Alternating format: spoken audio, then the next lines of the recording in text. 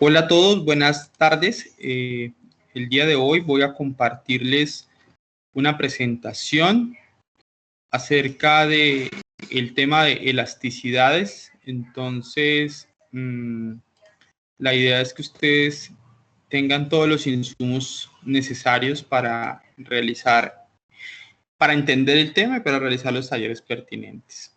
Entonces, pues vamos a ir hoy de elasticidad, la elasticidad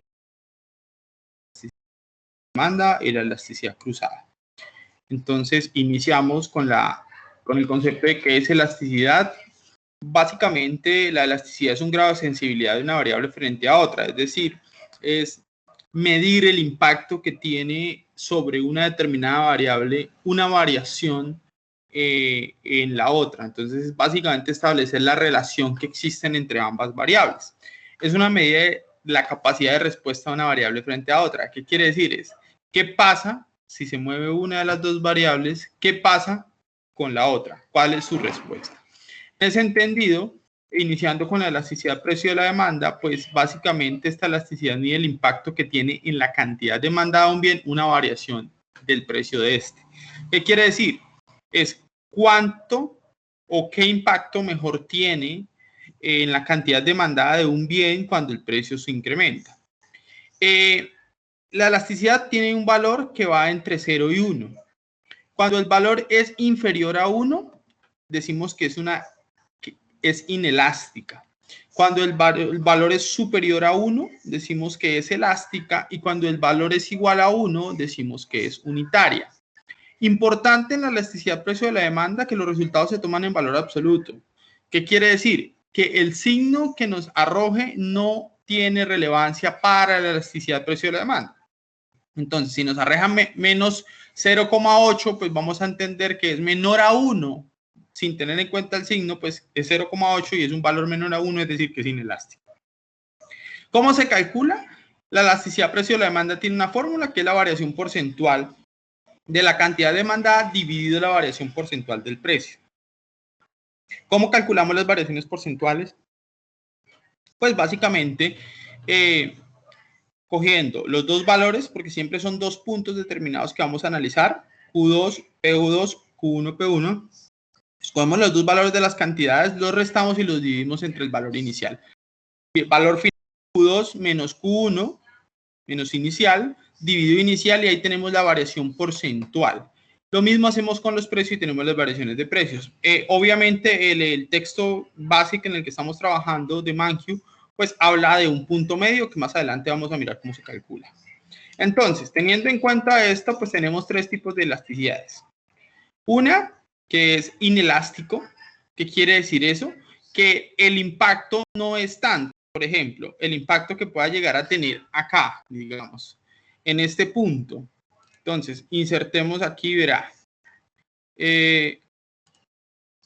Vamos a generar aquí, de aquí a aquí, por ejemplo, y vamos a dar la punteada, y ese mismo impacto lo vamos a ver acá.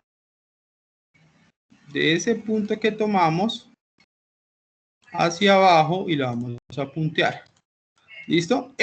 Ahora, ¿qué pasa si hay una variación en el precio? Es decir, que si el precio disminuye considerablemente. Ese aumento considerable en el precio, pues vamos a mirar el impacto que tiene. ¿Listo? Entonces, insertamos formas, esto, y vamos a generar, por ejemplo, acá. Miren que una vez yo termine de insertar esto, lo hago de una vez en vivo y en directo, pues para que ustedes tengan en cuenta eso. Ese impacto, mira que pasamos de aquí hasta aquí, que es un impacto grande, tuvo un impacto pequeñísimo en la demanda. Eso es un bien inelástico. Que grandes variaciones en el precio no van a tener variaciones significativas en el precio de la demanda. Es decir, la reacción que vamos a tener en la cantidad demandada es mínima. Caso contrario para el bien elástico, donde hagan el ejercicio, una pequeña variación acá, pues va a tener una gran variación en la cantidad demandada, y para el ejercicio unitario. ¿Para qué sirve analizar las elasticidades y principalmente la elasticidad precio de la demanda? Porque nos permite tomar decisiones de producción. ¿Sí? Entonces, cuando tomamos decisiones de producción es básicamente, ¿qué hacemos? ¿Subimos o disminuimos el precio? ¿Y subimos o disminuimos la producción? Ayuda a tomar decisiones de políticas de precio, es decir, cuando un bien es inelástico, por ejemplo, es decir, podemos subir o bajar el precio de manera considerable y la cantidad demandada no se va a ver afectada, pues entonces, ante bienes inelásticos, la política de precios sería incrementar los precios, porque el impacto va a ser menor. El tipo de bien, alta sensibilidad, ¿sí? Perdón, si no tiene alta sensibilidad es un bien básico, que sin importar el volumen de precio, pues vamos a consumirlo. Pero aquellos bienes que tienen una elasticidad, o sea, que son elásticos, precio de la demanda, pues no son tan básicos. ¿Por qué? Porque podemos suprimir de ellos ante variaciones en el precio. Cuando tengamos eso y entendamos el por qué y el para qué es importante, ya podemos empezar a calcularlo. ¿Cómo se calcula? Ya la fórmula se la había dado. Este ejercicio que planteo acá es para explicarles el punto medio, que es básicamente coger un punto intermedio dentro de esto. Yo les decía que solamente vivíamos en Q1, pero el ejercicio de Mankiw y el libro, de hecho, Principios de Economía de Mankiw lo maneja así, entonces vamos a bajarlo así. ¿Cómo es la fórmula?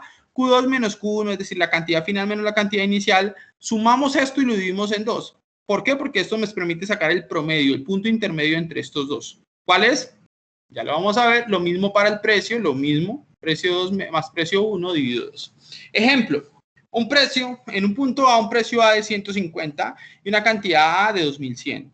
A un punto B, un precio B de 200 y lo mismo. Ahora, ¿cómo vamos a calcularlo? Pues la fórmula dice Q2, que sería QB, 2000, menos Q1, que sería QA, que sería 2100. Y a esto, pues obviamente 2100 más 2000 o viceversa no tiene afectación porque vamos a sumar y dividir y lo mismo acá. PB, que sería 200 menos PA, 150, dividido también la diferencia. Y esto me da, al operar todo este proceso, me da menos 0,16. Como es valor absoluto, no me interesa el signo, entonces entendemos que este bien es inelástico. ¿Listo? Las implicaciones yo ya se las expliqué. ¿Qué es inelástico? Pues básicamente aquellos bienes en los que el impacto sobre la cantidad demandada de una variación del precio no son tan significativos. Entonces, podemos variar los precios de este bien de manera considerable y eso me permitirá entonces obtener mayores ingresos totales porque la cantidad demandada no va a caer de manera considerable. El signo me refiere a que sí está cayendo, pero no de manera considerable. ¿Listo? Ahora, la elasticidad de ingreso de la demanda. Como la elasticidad precio de la demanda medía dos variables, precio y cantidades de la demanda, la elasticidad de ingreso de la demanda mide dos variables. Por un lado los ingresos y por otro lado la cantidad demandada. Entonces, básicamente la elasticidad de ingreso de la demanda es medir el impacto de la variación del ingreso, ya no del precio, sino en el ingreso sobre la demanda de un bien determinado. Entonces, ¿qué pasa con la demanda de un bien X cuando suben los ingresos de los consumidores? Entonces, ya miramos. Si es elástico, significa que la demanda del bien es altamente sensible ante variaciones en los ingresos. Es decir, si nos da mayor a 1 este resultado, pues el impacto va a ser mucho mayor. Si es inelástico, pues nos va a dar un menor impacto. Ahora bien, en el signo sí nos interesa. ¿Por qué? Porque si tenemos bienes en los que la elasticidad positiva, que quiere decir que cuando incrementamos la renta, la cantidad demandada de ese bien incrementa, son bienes normales. ¿Qué quiere decir un bien normal? Pues que al incrementarse el volumen de renta se va a incrementar la cantidad demandada. Ejemplo de bienes normales, la ropa, los zapatos, los teléfonos. Cuando nosotros ganamos más, la demanda por ese tipo de bienes se van a incrementar. Caso contrario, cuando el resultado o el signo de este resultado de esta elasticidad nos da negativo. Cuando nos da negativo quiere decir que son bienes inferiores. ¿Eso qué quiere decir? Que cuando volumen de renta, ¿sí?, o ingresos de los consumidores, pues la cantidad demandada de eso va a disminuir. ¿Qué tipo de bienes son esos? Pues son bienes inferiores. Por ejemplo, yo les hablaba a ustedes que el volumen de el pasaje en motocarro o en transporte público en general. Cuando yo gano más, pues voy a obtener un transporte propio que me va a permitir disminuir la demanda de transporte público. Eso en términos generales es la elasticidad de ingreso de la demanda, como se calcula un ejercicio básico normal 2 puntos, la misma fórmula. Aquí ya no generamos niveles de precio, sino niveles de ingreso, para que tengan claro, y se calcula en este punto. Este ejercicio me da un 2.5, es decir, que es una elasticidad, es un bien, es una relación altamente elástica. Quiere decir que ante variaciones pequeñas en el precio vamos a tener variaciones grandes en los ingresos, perdón, vamos a tener variaciones grandes en las cantidades demandadas, y es positiva, es decir, que es un bien normal, que ante incrementos en los ingresos va a incrementar, va a disminuir la cantidad. ¿Listo? Ahora, va a incrementar la cantidad, perdón. Ahora, la elasticidad cruzada de la demanda. ¿Qué mide la elasticidad cruzada? Teníamos muchas dudas sobre ¿qué mide la elasticidad cruzada? Pues básicamente la elasticidad mide la relación de un bien con otro, bien X y bien Y. Entonces, miramos, ¿qué pasa cuando el precio de un bien Y sube con la cantidad demandada de ese bien? ¿Qué implicaciones tiene? Entonces, cuando el precio del bien Y sube y la cantidad demandada cae, quiere decir que hay una relación negativa. Eso quiere decir que probablemente sean bienes sustitutos. Es decir, que aquí en este punto el resultado o el signo también nos va a interesar. Cuando son bienes sustitutos, ¿sí?, que el precio sube y nuestra cantidad cae, perdón, son bienes complementarios. ¿Por qué? Porque tienen la misma dirección. Entonces, en este punto hacemos esto. ¿Cómo es la fórmula? Variación porcentual de la cantidad demandada sobre variación porcentual del precio, pero del otro bien. Entonces, si el precio de este bien se incrementa, ¿qué implicaciones tiene en mi cantidad demandada? Si son sustitutos, pues al incrementarse esto, el deber ser es que si sube el precio de un bien Y, es decir, el pollo, ¿qué pasa con la cantidad de demanda de la carne? Pues si son sustitutos, la cantidad de demanda va a subir, ¿sí? Es decir, que vamos a tener un signo positivo para sustitutos. Pero ¿qué pasa cuando son complementarios? Gasolina y el automóvil. ¿Qué pasa con la demanda de automóviles cuando el precio de la gasolina sube?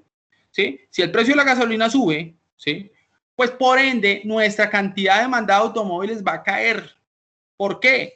Porque es un bien complementario, se necesitan los dos. Si la gasolina está cara, pues me va a ser más costoso comprar carro porque mantenerlo va a ser costoso. Entonces, básicamente eso me mide el signo. Cuando es negativo, me da bienes que son complementarios, y cuando es positivo me dan bienes que son sustitutos.